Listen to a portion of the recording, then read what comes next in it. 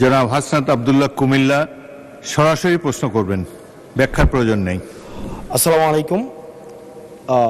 যেহেতু শিক্ষা নিয়ে কথা হচ্ছে, আমাদের বর্তমানে মাননীয় স্পিকার, আমরা যদি বর্তমান শিক্ষা ব্যবস্থা দেখি, আমাদের এন্ট্রান্স ইনস্টিটিউশনগুলোতে বিশেষ করে প্রাথমিক শিক্ষায় আমরা দেখছি যে ভর্তি প্রক্রিয়াতে আমাদের এখন দুইটা পদ্ধতি প্রচলিত ছিল। এডমিশন বাই মেরিট আগে প্রচলিত ছিল, এখন সেটা কনভার্ট হয়েছে এডমিশন বাই লটারির মাধ্যমে হচ্ছে এখানে বাচ্চাদেরকে ভর্তি করা হয়।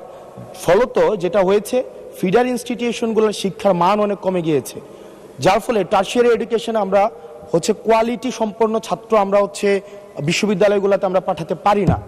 এখন মাননীয় মন্ত্রী মহোদয়ের কাছে আমার প্রশ্ন থাকবে, এই যে প্রাইমারি স্কুলে বাচ্চাদেরকে ভর্তি করানোর ক্ষেত্রে আমরা কি ভর্তি প্রক্রিয়াটা আমরা পরিবর্তন করব কিনা, নাকি এই যে এডমিশন বাই লটারির মাধ্যমে আমরা নিব এবং মেরিটকে আমরা হচ্ছে সবসময় হচ্ছে দমায় রাখবো, নাম্বার ওয়ান।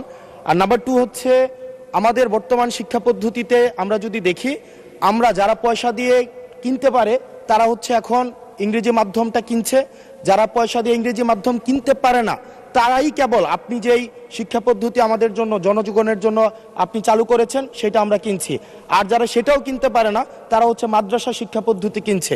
আপনার কাছে প্রশ্ন যে আমাদের বর্তমানে একটা দেশে এই তিনটা শিক্ষা পদ্ধতি যেটা অর্থনৈতিক অবস্থার উপরে নির্ভর করে চলে, এই তিনটা শিক্ষা পদ্ধতি জিয়ে রেখে আপনার কি মনে হয় যে আপনি একটা ইনক্লুসিভ শিক্ষা পদ্ধতি নিয়ে আমাদের দেশটাকে আগায় নিতে পারবেন? ধন্যবাদ।